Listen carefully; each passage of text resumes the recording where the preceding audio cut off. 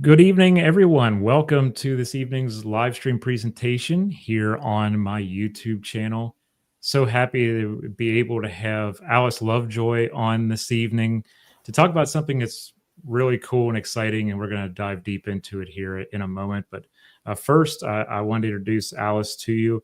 Uh, Obviously, joining me tonight, a media historian whose latest book, Tales of Militant Chemistry, The Film Factory in a Century of War, uncovers the connections between film production, warfare, and industrial toxicity. Alice is also the author of Army Film and the Avant-Garde, Cinema and Experiment in the Czechoslovak Military. She is a professor of film and media studies at the University of Minnesota. I have my first edition copy, Alice. Whenever there might be a second edition someday, who knows? And I got my tabs ready to go. Excellent. I'm one of the active readers that had to learn how to underline and put notes in the margins and all that stuff. How are you, Alice? I'm well, thanks. How are you doing? I'm doing well. I'm enjoying watching the leaves turn up here in Ontario. And wonderful. We're starting to cool down now. So that also means I got to put the snow tires on soon. So I'm right. a little worried about that. Alice, I really want to start off with the question of why did you want to study media? What made you want to go that direction in life in general or as a professional? Yeah, it's a good question. I studied photography in high school and was always very interested in literature and carried those interests through to college, where I studied documentary studies. So thinking about nonfiction media production, but also studying it, the history of it. And so that's really where it began, was with, practical work in photography and filmmaking and really an interest in history and literature. It's a wonder I didn't go that direction, because I was always so impacted by or engrossed in documentaries and films because of being a young kid who liked history. It's really interesting how I never went that route. So I kind of wish I would have. So I feel like you were lucky. You got to do some really cool stuff early on. Yeah. I'm sure that experience was great, and it led to this book that we're talking about tonight. And there was a piece there was a sentence in the beginning of the book that I really liked. And you just lay it all out there to let people know what this thing is going to be about. Why are you diving into this book? And you said, quote, "This is a book about film as a weapon, not in its images or sounds, but in its chemistry." I've been studying a lot of visualizations as far as conflict and stuff, and I've read Judith Butler's works. I've read Susan Sontag's. So this was a different way for me to really consider what I'm looking at, or how I'm even getting the chance to look at it. What made you want to write this particular book? I had been thinking about the relationship between film and the military for quite a while. My first book is on the emergence of an experimental film culture in the Czechoslovak Army film studio, really from the 1920s through the 1970s. And this question of where film can thrive, where it can exist in spaces beyond, film studios, beyond cinemas, was something that was really interesting to me. And specifically this question of how it can thrive within the military. And so this particular book came from finding a mention in a Kodak annual report of the company's work for the Manhattan Project, which is something I hadn't heard about before. And they had worked for the Manhattan Project at Oak Ridge, processing uranium, separating uranium. And so I followed that lead, and this became the book that's out today. And the book is pinned, everybody, in the top of the chat as well. To get your copy, I'll prove it to you. It's right here. It's in the chat. It's ready to go. Please grab your copy. And thank you to UC Press for sending me one across the border. Grateful for all cross-border packages I can get right now. Not an easy thing right now. Not an easy thing. Yeah, we won't go into that tonight, but yeah, it's not a very easy thing. Alice, this book blends media history, military history, and environmental critiques, if you will. Were there any challenges you faced with bringing all of these together to form this book? Yeah, I think there are a lot of levels in which it's operating, and one is this question of the film, the film company as a company that's producing film, and then there's a question of the military work, as you say, and then there's a question of what film is in the world and what it does in the world. And so for me, the figure of the film factory was a really helpful way to think about this, because it's the space where film is manufactured, of course, but it's also a space that, as I show in the book, manufactured other things, was involved in the manufacturing of weapons, but also plastics and artificial fibers, and vitamins and pharmaceuticals and things like that. And it's a space where you can see the links between film or media and the world in really complicated and interesting ways. Because, of course, people work in factories, and factories are located in cities and towns. They are connected with local waterways. They're connected with the local weather and the atmosphere. And so all of these things come together through these factory spaces in a way that felt organic, and that felt like a way to start exploring these questions. You may have a long answer for this, I'm not sure, and that's perfectly fine. But I would love to know, how did Kodak get involved with the Manhattan Project in the first place? That's something that you hadn't heard of previously, or you had known very little about, and I had never heard of until I read your book. So how does this all transpire? Yeah, this is a story that goes back to the early 1920s, or really even before then. So Kodak, at the beginning of the 20th century, was the largest film company in the world, and it was very invested in becoming larger. So buying competitors, expanding globally, creating subsidiaries all over the world. And in around the time of the First World War, the U.S. government stepped in and had an antitrust suit against Kodak, saying, "You're getting too large." This is, of course, this is something we're thinking about today with Google as well. Mhm. So this is kind of the Google of its time.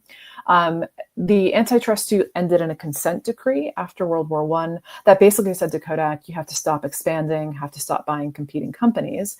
And so Kodak turned to vertical integration. So it began buying raw material suppliers instead, as a way to control where, for instance, the silver was coming from that it was using to make its film, or where the cotton or the gelatin was coming from. And Mhm. so this is a story that brings us down to Kingsport, Tennessee, where the company founded what became known as the Tennessee Eastman Corporation, is now known as Eastman Chemical, is still around, to make methanol for its film. Now, at the time, the film that Kodak was selling for motion pictures was made of cellulose nitrate, which is nitrocellulose in another guise, and extremely flammable. So it was catching on fire. It was very hard to put out those fires when they took place. It was difficult to transport. It was dangerous. And film fires were something that were very well known. They were notorious. And so the methanol that Tennessee Eastman made went to this kind of film. But it pretty quickly became clear that the factory could make, through wood distillation, the same kind of wood distillation that makes methanol, that it could make chemicals that went into a new kind of film, a kind of film that was safer, that was slower burning, called cellulose acetate, which is still around. So I always like to say, my glasses are made of cellulose acetate. When you see acetate glasses, that's what it's made of. And so we're getting to the Manhattan Project eventually, but the company began making the cellulose acetate for what's called safety film. Tennessee Eastman did. And the chemicals involved in safety film, two of the solvents involved in making safety film, acetic acid and acetic anhydride, became useful during World War II in a different way, because they could be used to make the anti-submarine explosive RDX, which was very powerful. It's more powerful than TNT. And it was extremely useful during the Battle of the Atlantic, because it was the only explosive that worked really well against U-boats. The United States needed to mass produce it. They weren't able to mass produce it at the time. And so Tennessee Eastman, because it had expertise in these two chemicals that came from making safety film, was able to open a factory, a government factory near its Kingsport, wood alcohol factory, to make this wood alcohol and safety film factory to make this explosive, which was the world's largest explosives manufacturer when it was started. So that's a really interesting figure to think about. And then a year later, when it was clear that the company was really good at operating large-scale chemical engineering operations, like getting them up to speed really quickly, they were asked by the Manhattan Project to operate the Y-12 uranium separation plants at Oak Ridge, which was at that point under construction. Now, they didn't have any background in uranium separation, but they knew how, again, to put a big factory together very quickly, how to process a lot of raw materials, in this case, uranium.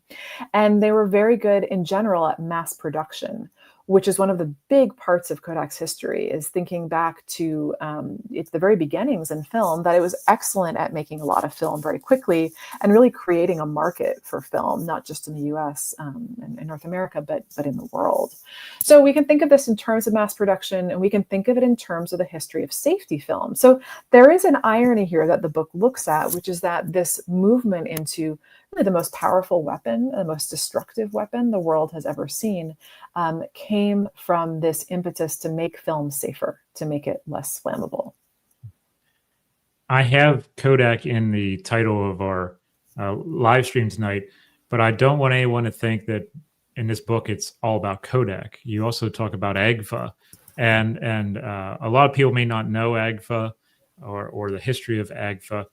How is Agfa comparable to Kodak, or why include them in the book to go along with this Kodak story? Yeah, it's a good question. So Agfa is, or was, the really the counterpart to Kodak in Germany. It was Germany's largest film manufacturer, at least from the 1910s through the early post-war period. And it was Kodak's largest competitor globally during these years. And so it's a useful point of comparison to Kodak to show that these stories of what I call militant chemistry in the title, but of film manufacturing's links to chemical manufacturing, links to military manufacturing, really were not just they were not just a Kodak thing, right? These links were in other film factories elsewhere in the world. And so I track this through a couple of aspects of Agfa's history, but I look at its factory in the East German town of Wolfen, which was its main film factory for most of its existence. And in the during World War I, this factory was involved with poison gas, the production line for poison gas, as was Agfa's headquarters in Berlin, or its factories in Berlin. And so I look at that link between film and poison gas as something that comes before the links we see during World War II. And then I look later during World War II at Agfa's very, very close relationship as part of the IG Farben chemical cartel with the Nazi government, with its racial policies, with its forced labor, and eventually with the concentration camp system, which sent forced laborers to the Wolfen film factory to make film, and also to make things like rayon. That was one of the parts of the book that really surprised me. There were several parts where I was surprised. I'm like, I never knew this. I never thought of this before. The part where I thought I never considered this before was that forced labor in the film industry in Agfa with concentration camp victims or hopefully survivors, but there were a lot of victims who were there as well. It's kind of chilling to think about that these people are being forced to work in these kinds of conditions. Can you talk about that kind of working environment that they have been forced to be within, and how you ever came upon historical documentation of it? Yeah, this was this is a factory that was very closely involved with the war economy in Nazi Germany. Its films were really important. Its rayon fibers were extremely important. And so I follow the story of women who were both imprisoned in the Ravensbrück concentration camp, the women's concentration camp of Ravensbrück, and in the Buchenwald concentration camp, who were forced to work at Agfa, Agfa's Wolfen factory, both making film and fibers. And they were sent there in particular because of their gender, because there was a sense that because women were seen as dexterous and very good at spinning fibers and working with textiles, they would be appropriate laborers for this industrial endeavor. And so I follow one woman named Alexandra Lavrik, who was from Dnipro in Ukraine, who was a political prisoner who was deported to Germany, to Ravensbrück, and eventually to Buchenwald, and then forced to labor at the film factory. And she was brought there along with many other women. The conditions were horrific in which they worked and lived. Many did not survive. It was a situation that Lavrik herself did survive and was able to get back to Ukraine after the war.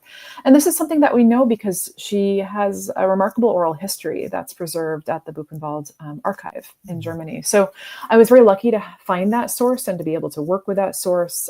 She was very generous and narrating that really terrible part of her life. And so that is the kind of source that I relied on. But to give a broader sense of how these forced laborers were treated and what was happening in the film factory during the war, I also relied on government documents from the Bundesarchiv in Germany, from documents that were collected both by Buchenwald and by the film factory and Wolfen.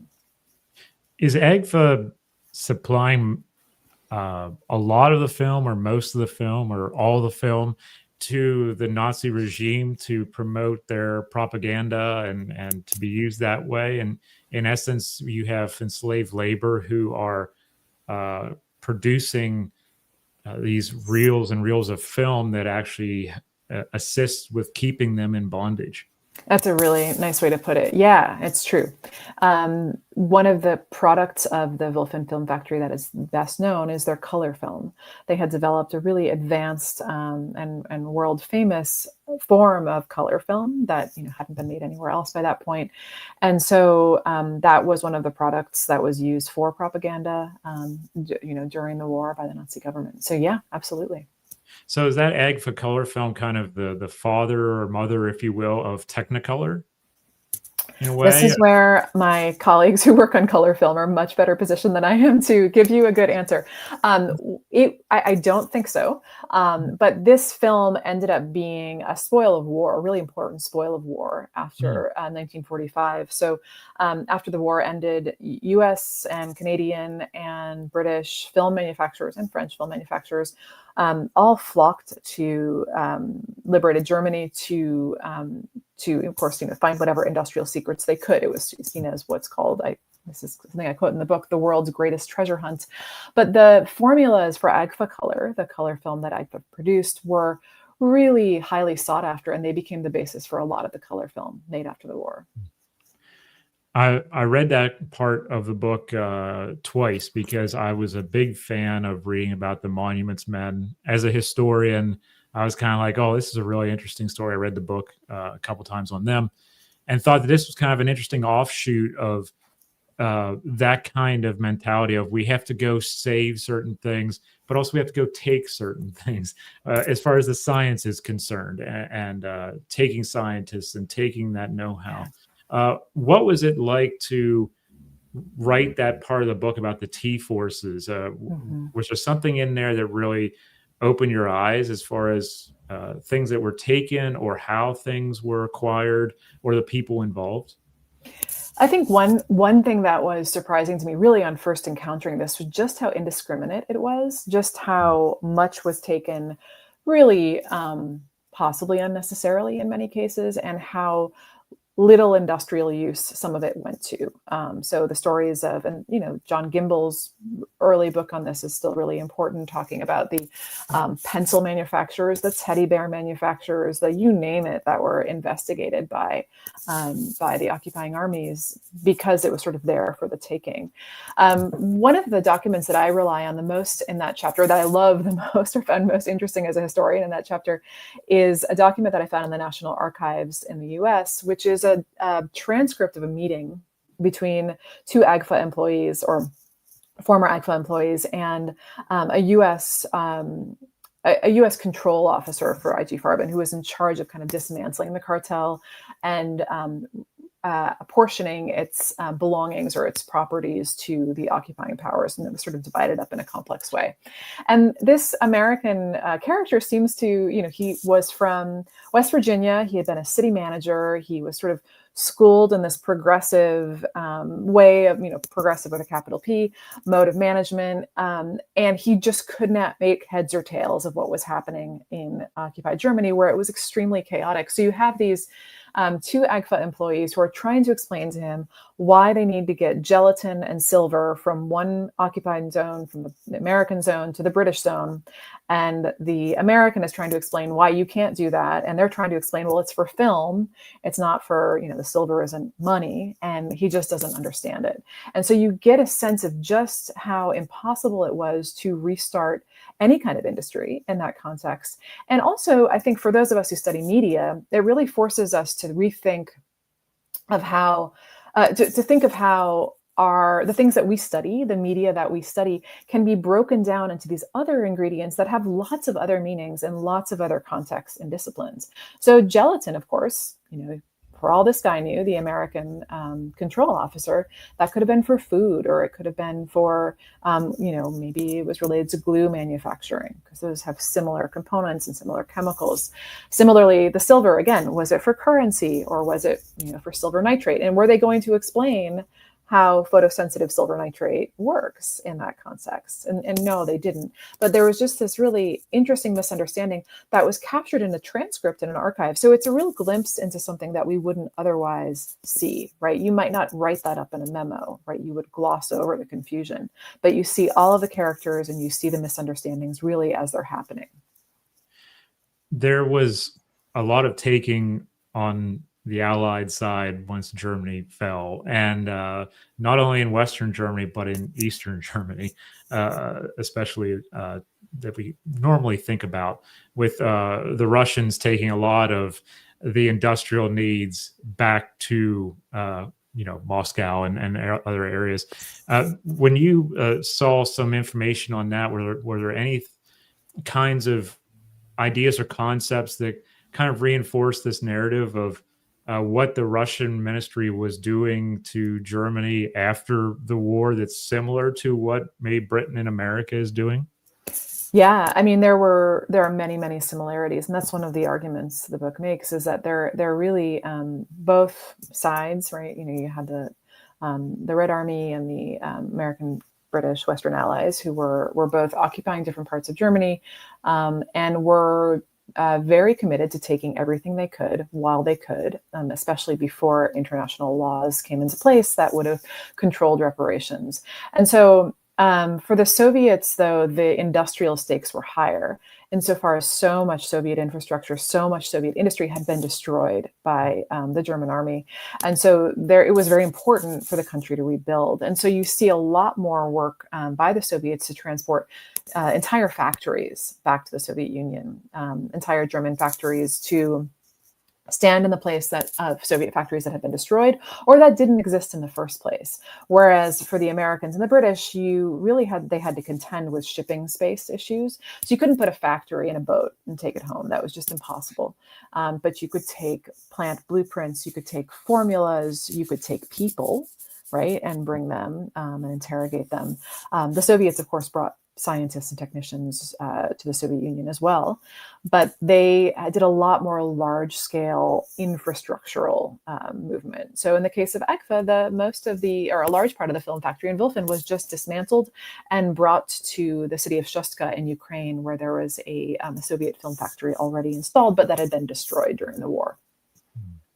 It really, to me, was, and it could be wrong, but it was my interpretation of this from my own thoughts that, wow, this really could have hyper accelerated the media environment that we see in the Cold War between these two powers, with the acceleration of how we use media to pinpoint what we're fighting for, quote unquote, in the Cold War. We're seeing this separation of these assets to both camps so quickly and methodically in some ways that I thought, this is probably a spot where you could say we're jump starting this media revolution that comes about in the Cold War, if you will. I wouldn't call it revolution, but this media jump acceleration, if you will, because of sooner or later we're going to have television and things like that happening. That's really interesting. And I thought of that when I was reading through the book. I don't know if you agree with that or not. You don't have to. You can disagree. But I thought that's kind of an interesting thing, that this, to me, was like a stepping stone in that way to what we would see later. Yeah, I mean, it definitely, I think there's two ways to read it. One of that is that that you can see the fissures of the Cold War really developing in a very clear way in that factory in 1945, 1940 through 1947, where at first, there's a lot of anxiety on the Americans and British part to sort of get everything they can before the Soviets get there, before the Red Army arrives.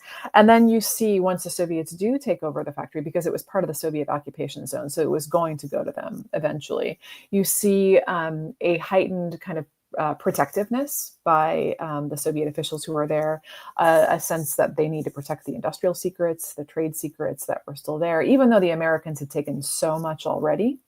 There was this, you can see this sort of competition emerging there. But what's, of course, important too is how much of this, German intellectual property and infrastructure around media ended up being formative for what we would think of as both sides of the Cold War. Something also came up in the book that sent a shiver down my spine, because as a former grad student in a history major, I had to work with this stuff and I absolutely hated it. It was microfilm. And there's a lot of microfilm going on at this time, especially with those T-forces like we were talking about. Is this kind of like the rise of when we're getting just too much microfilm, maybe, or we're just getting inundated with the idea of just microfilm everything? Kind of like now where we want to digitize everything, kind of just microfilm everything and it'll be fine. Yeah. Oh, yeah. It's way too much microfilm in this book. And that's the lesson, is that, never microfilm. I mean, it's actually a lesson for, I think, those of us who are doing archival work too, because well, let's give some background. One of the stories the book tells is about how much of this intellectual property, these industrial secrets, these formulas, et cetera, in Germany were taken back across the channel or across the Atlantic via microfilm. And the idea was that microfilm was much smaller, so you could photograph, many, many pages of paper onto a single roll of film instead of taking like a stack of papers home with you.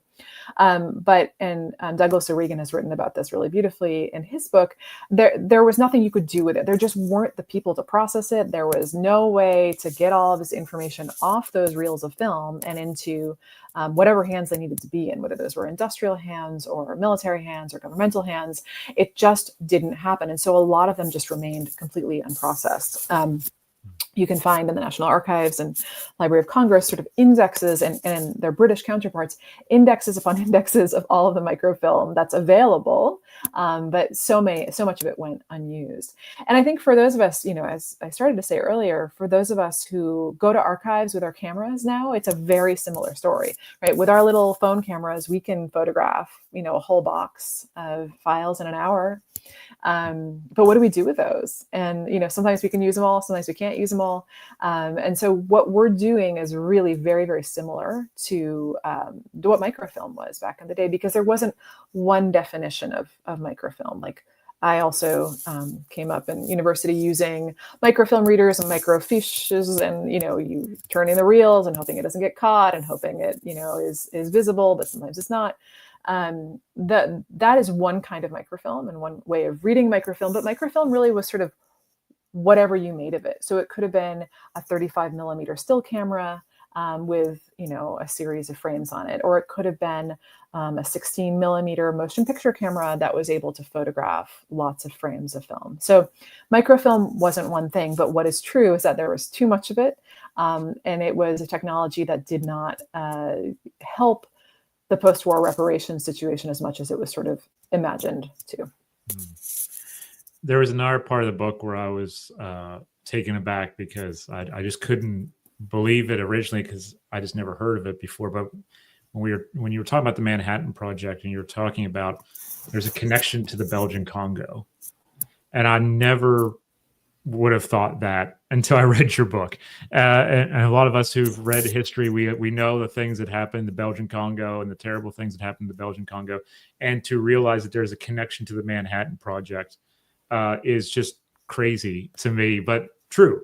What was it like finding that information or talking about that information, and how is that connection occurring at this time? So a large portion of the uranium that was used to make the atomic bomb for the Manhattan Project came from the Belgian Congo, and the politics of this uranium were very, very fraught. They had to do in part with the Belgian government's desire to maintain its sovereignty after the war. It was occupied by Nazi Germany during the war, and it wanted to emerge with a state. And so it spent a lot of energy and propaganda as well, films, books, newspaper articles, radio programs, touting the quote unquote riches of its colony, the Belgian Congo, and trying to show its own usefulness to the war effort by providing those. But of course, as you know from reading on the history of the Belgian Congo, those what were called riches were extracted in extremely violent, coercive, dangerous conditions, as they had been since the beginning of the rubber industry in the Belgian Congo. And the history of uranium is no different from that. And so in the book, I look at this history of uranium, which was eventually processed through Tennessee Eastman's factory at Y12 at Oak Ridge, as part of a longer history of film manufacturings or film factories, reliance on colonial supplies, on colonial resources, which goes back to, we can think of in terms of gelatin coming from South Asia and Southeast Asia. We can think of silver mined in various colonial contexts. We can think of cotton in the American South as well. And so I look at this in part in the book through the story of a Belgian propaganda film team that was sent to kind of show how the Belgian Congo was helping with the war effort. And they end up spending a lot of time in the mines of the Katanga province, which is where the uranium was mined, thinking about, or trying to show it as a very humane endeavor, as an endeavor that was not exploitative, that was not violent, that was not dangerous for the workers, which of course it was. Mm-hmm. The other part that was really interesting to me, connected to the uranium and atomic energy and things like that, was the fallout that hit the United States and northern New York. I had no idea about that until I read your book, and I was really not surprised that certain things were happening and people weren't being told, or warned, or things like that. I grew up only 50 miles from 3 Mile Island. So my family talked about that whole thing, and so I wasn't surprised. Could you talk about how this fallout occurred? What was going on that created this fallout in northern New York? So when atomic testing began after the war ended, and this is the early 1950s, early 1951, that the Nevada test site starts becoming very active. Eastman Kodak started noticing spots on its film. This is, mostly X-ray film that hadn't been sold yet, hadn't been used yet, but was showing up with spots of radiation on it. Now, because Kodak had done some studies of this after the Trinity test in 1945, and earlier as well, they knew that the radiation could have come from the explosions, and they warned the Atomic Energy Commission. They called them up and they said, "Hey, we think this is fallout, from the test that's showing up in Rochester, New York." And the AEC said, "There's no way. It's too far. It's not possible." But they ended up sending out a team to check for radiation. And it was indeed radiation from the test that was coming across the continent, following wind currents, and then coming down in rain and snow around the Rochester area, which of course has a lot of lake effect precipitation, right? So it's known for that. So the Kodak ended up being really at the core of an early network for radiation monitoring, for fallout monitoring in the US. And as a result of this, or related to this, it ended up getting privileged early information about when weapons tests were going to take place. And it did, along with other photographic companies in the US. When those tests were slated to take place, they got a map. And they knew of where the weather was supposed to travel, how the fallout was supposed to travel, and they would not buy raw materials from, say, a cotton supplier that might have been under the path of fallout at that time, or they would not, use materials made in the factory at that time. So this was access to information that was not given to populations around film factories, but was given to the film factories. On the other hand, it is something that an employee of the AEC who was involved in these early studies said, this wouldn't have happened if Eastman Kodak hadn't needed this information. We wouldn't have gotten to the point at which we could have tracked fallout in this way, or at least not as early. So it's a very complicated story. On the one hand, it's a story of the the consequences of government, military industry collaborations like this. Kodak had helped shape the bomb, it had helped develop the bomb, but then it found itself in the early 50s really dealing with what it claimed were, financial losses from the results of this technology, this military technology, on its bottom line. So that was part of it. And then there's this question of the privileged access that the company got. And this, ended up in Congress in the 1990s, where there was real outrage when it was discovered that, I think the quote is that the government was protecting rolls of film, but not our kids. Did this research allow you to see media in a different way, or film media in a different way, or did it reinforce some kind of a idea or concept that you had previously before you started this work? Yeah, that's another great question. It definitely shows media in a different way for me. I think it has broken it down for me into, as when we think of film, we can't just think of it as something that belongs to the realm of culture or entertainment. We really have to see it when we think of the history of the film factory. We have to see it within the scope of the chemical industry. And this goes back to that quotation that you brought up at the beginning that you read, that we can't think of film as separate really from the histories of things like rayon, of things like poison gas, of things like weapons, that it is very closely connected to them. So I think, when many of us come to study media, we are focusing on what we see on screen or what we hear on screen. We're focusing on performance and representation.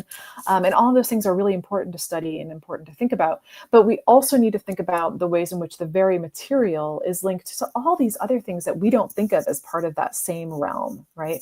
And I think this helps us to understand what the politics are of film in a new and I think important and revealing way. We're seeing some of our, especially our students, they are 20 years old and they want to do something a little bit different than their parents did or something, and they're going back, parents being like my age. Some of them are ditching the digital and going back to film and wanting to take photos on film and wanting to experience that again. As a media historian and as someone who enjoys studying media, what do you think of that kind of concept where now our students are saying, I want to revert back to film as a physical thing instead of worrying about it from taking another digital photo on my phone? I wonder what your thoughts are on that as a media historian. I think it's great. I think that there is certainly no escaping these very complex and often very dark histories with digital media. Of course, we know that these are extremely damaging to the environment, to people, to plants, to animals. It's really that their cost is very, very high, digital media. And I think that there's something to be said for, as a film student, learning to shoot on film, learning to measure, use a light meter, figure out what film speed means, all of that. And I think it does make you a much more conscious producer of media and viewer of media when you have that experience and have that really sense of what it is to use a camera and to load film into a camera. I think that in all cases, we need to understand the medium as part of a larger system. And I think as we work with film, as students work with film, understanding that context is still going to be key, as it would be with a digital camera or just using your phone. I know that as someone who grew up before the digital camera started and went on trips with family and stuff like that, I still had the one thing that I really hung on to was the old camera that was used, the 35 millimeter film camera that was used. It's actually behind me. And it's become an artifact of family life from previous times. Now that I can just take a photo with my device, right. It's taken on a new air. Do you see that kind of reflecting in culture, even in your students or in your daily life or colleagues, where we are starting to embrace kind of the physical media because we truly believe we own that? Because sometimes when we put a Google photo up, we're kind of like at the will of Google to keep it up. This film that we're talking about in this history of film is kind of coming full circle now, where we're looking and we're saying, well, we can actually own that photo because we own the film.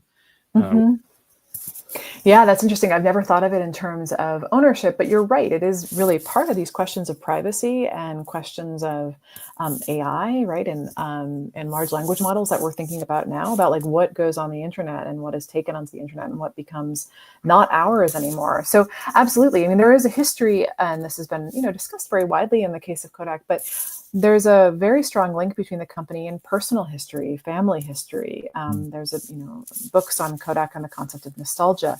And so, this isn't just the case for Kodak, it's the case for photochemical film in general and film photography. So yeah, I think you're right. And I like the reading that you have here about something that we can hold and own and, keep the photographs in an album and really keep a personal history personal. What was one thing that you enjoyed finding for this book, or something that surprised you where you're like, I can't believe I found this, or I can't believe that this occurred, I have to include this in this book? I think one of the stories that was surprising to me is a personal story. And so part of the book looks at Kodak's gelatin factory in Peabody, Massachusetts. I'm from the North Shore of Boston, and I had known that factory. I, passed by it as a child often in the car with my family, but I didn't know what it made. I just knew it smelled very bad. Right? Gelatin factories don't smell good because they're processing animal remains. And so thinking about that factory as part of the larger history that I was writing about, the larger story, which really spans the globe, right? Moves between the Belgian Congo and Tennessee and upstate New York and France and Germany. To think of the North Shore of Boston as part of this story as well was very, I think, important in terms of how the personal history, how I could bring personal history to bear on this, and also how I could understand what the factory means within the fabric of the community, and how that factory is part of things beyond just what it makes. I would have never guessed you were from the Boston area because there's no accent. Yeah. Does it come out every now and then, or is it just? I can do it, but I won't do it here. I understand. It's fine. It's fine. I won't ask you to. No, that's great. What is next for you? What project do you want to work on next? Are you thinking about a new project? Because this one took you several years, and then the pandemic hit. Yeah. This was a project that began a few years before the pandemic, and ended now. Yeah. I've got an edited volume coming out about the global history of film stock with some really wonderful contributors. So that's coming out in about a year. And I'm working on a new project, starting a new project about videotape. And so that's very much in its early stages, but concerned with some of the same questions about how we think about these chemical histories and histories of the environment alongside histories of media. And in this case, that medium is tape. That's awesome, because we've been having a lot of discussions about AI in the environment and environmental factors with digitization and our digital work. And it's so great to be able to connect some of the previous history involving film and environmental factors, and to realize that there were environmental factors with that as well, but maybe not to the extent, but there were still environmental factors as well. Oh yeah. That's really a great conversation to have in the future, right? Because it's a hot button issue right now, especially with AI and environmental things. Absolutely. Yeah, these are not new. They are not a product of the digital age. This is very much a product of the chemical age. If we want to think back to the chemical age, it's something that began, at least in the US, around World War I. Mm-hmm. And it kind of goes back to atomic energy, because now they want to fire up old nuclear plants to run AI. Yeah. Lots of intertwined questions here. Yeah. That's great. We'll have panels about that in the future where a bunch of sit on them probably and discuss. Everyone watching, please remember, in the chat, I have pinned the book, and I have my copy here to show you that I did read it, and I have my notes, and I would love for you all to pick up a copy and read it and underline things in it, circle things, put wow in the areas where you can't believe that certain things were happening, because you'll find them in this book. And as someone who studies media, I learned a great deal, and I've put this on my shelf next to all of my media studies stuff. And Alice, I was so happy to have you on. I am so happy to have you on to discuss this tonight. And I can't wait to see the edited volume next year. I'm definitely probably going to put that into my dissertation. Who knows? But I really appreciate your time and your effort with this book, because it took you a number of years. And I hope this one isn't, stopped because of some world event that we can't control. Yes, like a pandemic. Right. Yes. Well, let's definitely hope that. And thank you. It's been really a pleasure to speak with you. Thanks for the fantastic questions. You're very welcome. Everybody, please take care of yourselves. Be safe out there. And remember to keep reading. There's so much more to learn. Keep an open mind and just keep going. I'll talk to you all very soon.